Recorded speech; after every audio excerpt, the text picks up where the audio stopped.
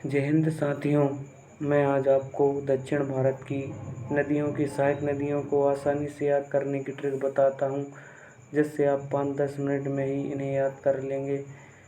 तो सहायक नदियों को याद करने की ट्रिक इसलिए आवश्यक है क्योंकि नदियाँ बहुत सारी हैं और इन्हें ऐसे ही याद करने पर भूल जाते हैं या कन्फ्यूजन हो जाता है। तो चलिए हम वीडियो शुरू करते हैं। वीडियो शुरू करने से पहले चैनल को सब्सक्राइब करें और बेल आइकन को प्रेस करें, जिससे कि सभी वीडियो की सूचना आपको पहले पहुंच जाए। तो देखिए, इन सभी नदियों के नाम में भगवान के नाम अधिकतर हैं, तो मैं आपको उन्हीं के अनुसार रिलेट करके समझाऊंगा, जिससे आपको जल्दी याद हो जाएंगे। तो सबसे पहले हम कृष्णा नदी की सहायक नदियों को याद करते हैं। कृष्णा कृष्णा नदी को आप कृष्ण से रिलेट कीजिए, भगवान कृष्ण।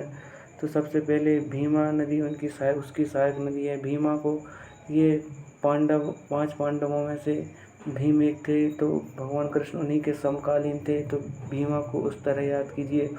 इसके बाद दूध गंगा। तो भगवान कृष्ण को माखन बहुत पसंद था, तो माखन किससे, दूध से ही बनता है, तो इसलिए दूध गंगा को उससे रिलेट करती है। उसके बाद पंचगंगा। तो पंचगंगा में पंचगंगा पंचामृत पंचामृत भी दूध दही घी आदि से बनता है, तो इससे भी पंचगंगा को याद कर लेंगे। घाट प्रभा और माल प्रभा। तो प्रभा नाम की, ये मान लीजिए कि कृष्ण भगवान की एक गोपी थी जिसका नाम प्रभा था, तो इसे उस तरीके से याद कर लेंगे, दोनों याद हो जाएंगे, घाट प्रभा और माल प्रभा। तुंगभद्रा। तुंगभद्रा में भी उसी प्रभाव टाइप का साउंड आ रहा है, जिससे आप इसे याद कर सकेंगे।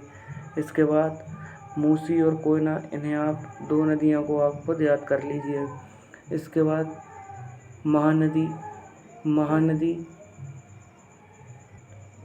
महानदी को आप महान व्यक्ति से रिलेट कीजिए। महानदी में महान शब्द है, तो महान किन को कहेंगे, तो इसमें इसकी सहायक नदी ब्राह्मणी, शिवनाथ और हसदेव है। तो देखिए, महान वो थे जिन्होंने सृष्टि को बनाया था, उसका लालन पालन स्टार्टिंग में किया था। तो सृष्टि की रचना किसने की थी, ब्रह्मा जी ने, तो ब्राह्मणी को उस तरीके से याद कीजिए। उसके बाद शिवनाथ। शिवनाथ तो भगवान शिव को कहा जाता है, ये भी सृष्टि के पालनहार हैं। उसके बाद हंसदेव। तो हंसते मुस्कुराते कौन से देव रहते हैं, तो भगवान विष्णु, तो हंसदेव को उस तरीके से याद कीजिए। तो ये 3 महान लोग थे, इन्होंने सृष्टि की रचना की थी। देखिए, ये मैं आपको रिलेट करने के लिए बता रहा हूँ, बाकी तो इससे आप जल्दी याद कर लेंगे, इसे आप अन्यथा ना लें। बैतरणी। बैतरणी को आप बेंत से रिलेट कीजिए। बेंत मतलब बेंत होता है जो कि लाठी प्रकार की रहती है, जिसे मारने के लिए रखते हैं। तो महान लोगों को बेंत रखने की ज़रूरत नहीं पड़ती, तो बैतरणी को इस प्रकार याद कीजिए। उसके बाद जोंक और तेल। तो तेल तेल कहाँ से निकाला जाता है, समुद्र में से। समुद्र भी एक बड़ा जो कि नदियों से बड़ा होता है, तो महानदी में महा है, तो महा का मतलब बड़ा होता है, तो इसे उस प्रकार याद कीजिए कि महानदी से भी तेल निकाला जाता है। ठीक है दोस्तों, इसके बाद हम अगली नदियों को याद करते हैं। इसके बाद हम देखते हैं गोदावरी। तो गोदावरी को हम रिलेट करते हैं। गोदावरी 2 शब्दों से मिलकर बना है, गोद और बरी। तो इसके लिए मैं आपको रिलेट करके बताता हूँ। सबसे पहले इंद्रावती है, तो इंद्रावती को भगवान इंद्र से कनेक्ट कीजिए। देखिए, इंद्र भगवान पर सभी राक्षस हमले करते रहते थे, तो इंद्र भगवान ने क्या किया, आपको मैं स्टोरी के माध्यम से इसे याद करके बता रहा हूँ कि इंद्रदेव अपने प्राणों के हित के लिए बैन गंगा, बैन से आप समझिए, बैन मतलब जो सवारी गाड़ी बैठती हैं, तो बैन में बैठकर पेन मंजीरा और पूर्ण सामान लेकर कहाँ, गोदी में चले गए भगवान की।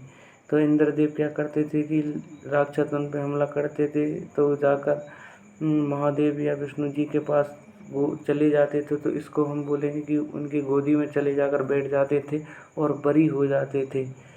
तो इसे हम इस प्रकार याद कर सकते हैं। मैंने ये स्टोरी ऊपर लिख दी है, जिससे आप पढ़कर 1-2 बार पढ़कर आसानी से याद कर लेंगे।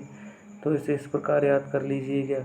इंद्रदेव प्राणों के हित के लिए पेन मंजीरा पूर्ण सामान लेकर कहाँ भगवान की गोदी में चले गए और बरी हो गए। तो ये सारी नदियाँ आप याद कर लेंगे, इंद्रावती, प्राणहिता, वैनगंगा, पैनगंगा, मंजीरा, पूर्णा, वर्धा आदि। उसके बाद कावेरी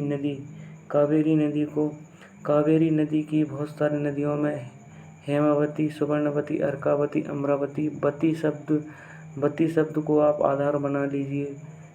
तो बती, जहाँ ज़्यादातर नदियों में बती है वो कावेरी नदी की ही सहायक नदियाँ हैं। इसके बाद काबिनी में कावेरी जैसे ही शब्द हैं सामान्यतः, तो उसे इस प्रकार याद कर लीजिए। लक्ष्मण तीर्थ और भवानी नदी बची हैं, इन्हें आप खुद याद कर लीजिए। तो दोस्तों, इस प्रकार यह दक्षिण भारत की 4 प्रमुख नदियाँ थीं। परीक्षाओं में ये अधिकतर पूछी जाती हैं, तो इन्हें आप याद कर लीजिए और बताइए कि कैसी लगी ट्रिक। कमेंट में जवाब ज़रूर दें। और उसके बाद हम अगली वीडियो में उत्तर भारत की नदियों के बारे में अच्छे से याद करेंगे। धन्यवाद।